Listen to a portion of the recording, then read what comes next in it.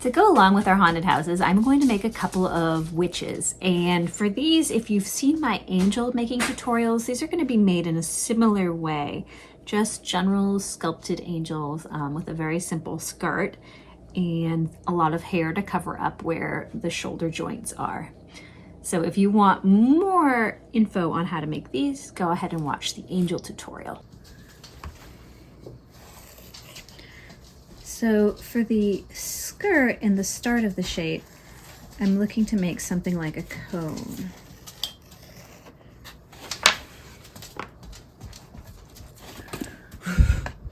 All right, so because this clay is not leather hard, it's just cut right off the block of clay.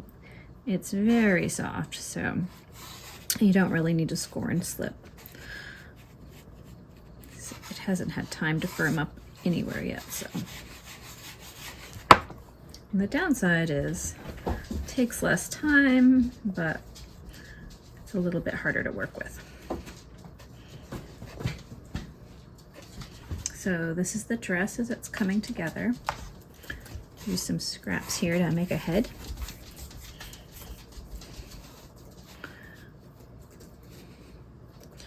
I'm trying to make this smaller. I'm not sure if I'm going too big already or not.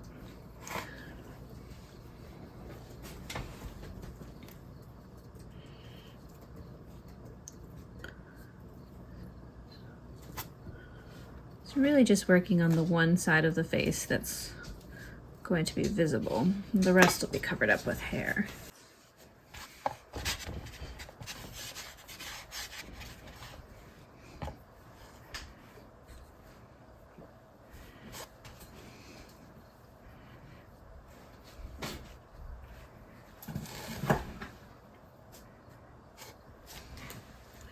Oh, you know what I should have done, guys? I'm forgetting a witch needs a hat.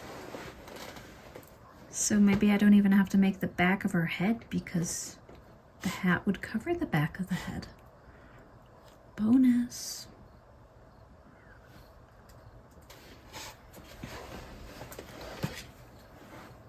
I have to make witches' hats already, so yes, let's make a witch's hat. Maybe here and then trace around it so that the brim is larger. Thinking witch's hat should have a little bit of a bend to it so that it doesn't look too princessy.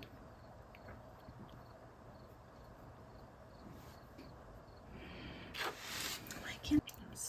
Still, everything's really dark in this corner.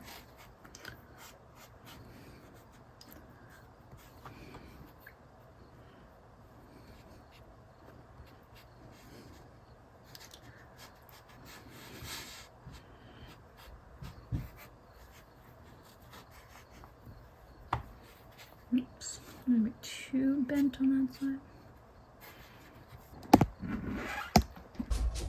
All right. So here is our witch's figure with the hat. For my witches, much like my angels, I'm going to start with an iron wash on the face and the hair. So I have two witches, but my cat knocked over one witch, and so her hat came off. So I'll just be glazing the hat separately and then placing it on her head, and then it'll fuse together in the kiln. So we can thank Kelly Cat for that, but that's okay. She and I share my pottery room, so.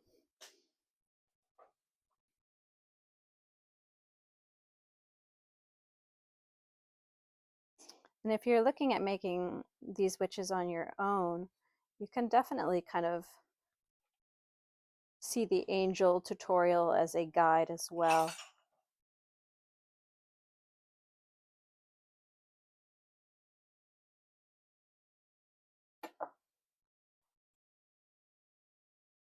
I'm just going to go ahead and wipe that right back off. All right. Actually, the one that has the hat attached is a little bit harder to work on. Maybe the cat did me a favor.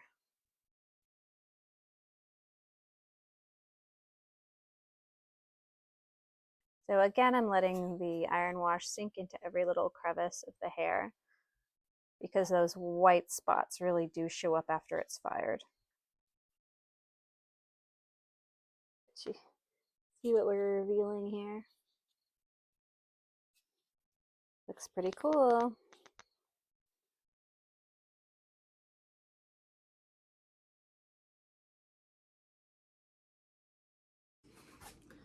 So for my first witch, you remember that the cat knocked the hat off. So what I'm going to do is just dip the hat in Midnight. And so I let the glaze do the entire underside of this hat so that when I sit it on her head in the kiln, it'll fuse on. So rather than wax the bottom, since I don't have my wax out yet, I'm just going to do a bit of Midnight at the very edge of the dress.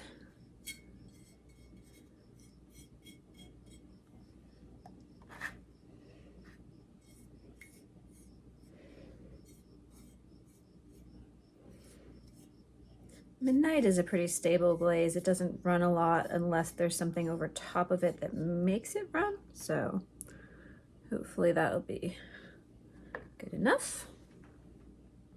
For my next layer, I'm going to be using a bit of eggplant. I'm almost out of this glaze, so it's very thick in the jar.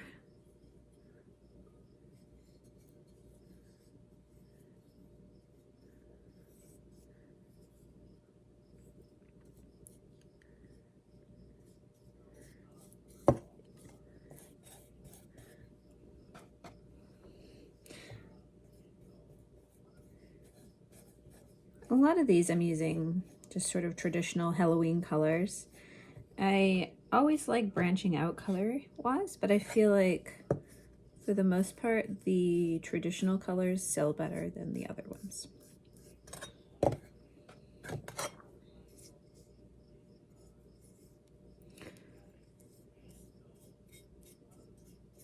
So we're going with some traditional witch's purple here. So eggplant is another really static glaze. So not expecting a whole lot of movement on eggplant at all. I'm gonna put a little bit of purple on the rim here. I don't know if it'll do anything, but the Midnight glaze is so hearty that it might just eat that purple. We'll be able to see when it comes out. So I'm gonna let this dry for a little bit. Although you can see that it's pretty warm here today, the eggplant is drying very quickly. So my other witch still has its hat attached. So I'm going to just paint the black on rather than dip it. And try to get under the rim, but not her hair.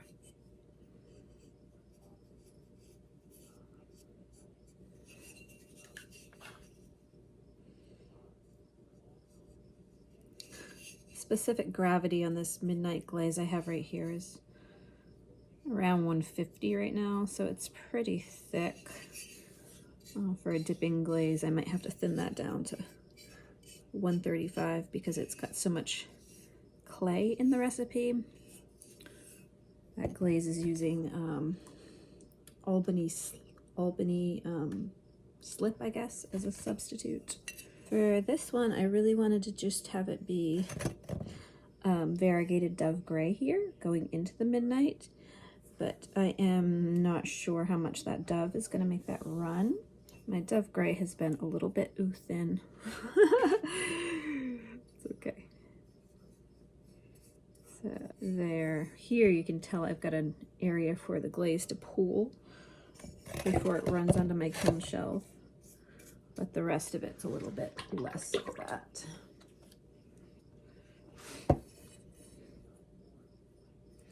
I think I might do a second coat here on the gray. It's already fairly dry. Some mixed glazes, because they don't have the additives that commercial glazes have will dry much, much faster for you. This is my bucket of Dove Gray, and I just want a little bit on her hat. So there we go. So I'm hoping that's going to give us some variation, and that glaze is going to kind of pull down over the hat.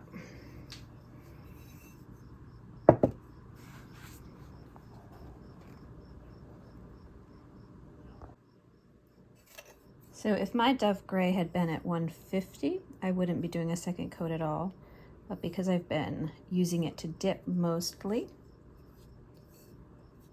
and not brushing on, it's a little thinner than I would like. That's why I'm doing the second coat. So I think this glaze may have been at 130. I just scooped some water out, so now it's probably a little bit closer to where I would want it. When I'm doing something with iron wash, where I want it to sort of fade from glaze to nothing, I will often soften the edge of where the glaze meets the iron wash. So I'll just sponge it back just a little bit. I'm also concerned about this drip we have here on the back. So I'm gonna just take that off a little bit. And then that took off a little bit much, so we're gonna go ahead and paint that back on with a little bit of black.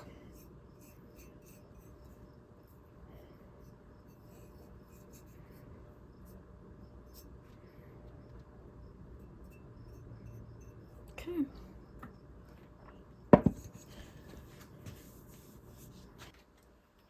For the last switch, I'm going to cover the eggplant with shipwreck.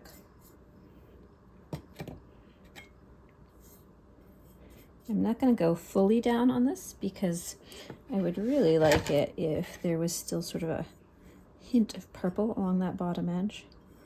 In fact, I might thicken that up to encourage that to happen. I'll wipe this edge back with the sponge.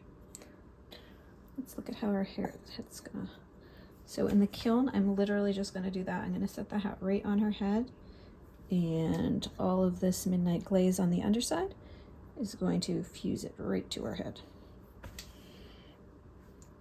And if it doesn't, it'll be mine. Maybe that way. What? Going to wipe that back off the arm. And then right around that skirt, I'm gonna go ahead and do another blob or two of eggplant.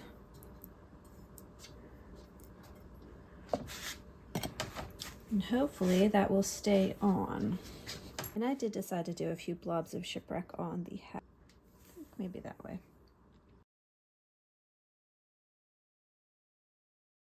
Just a little bit of a hint of the color came out on the top of the hat.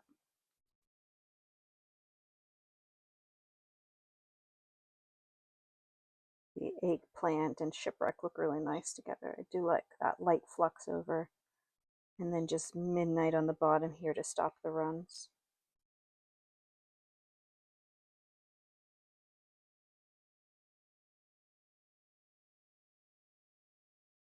Yeah, I think they were really successful for my first witches.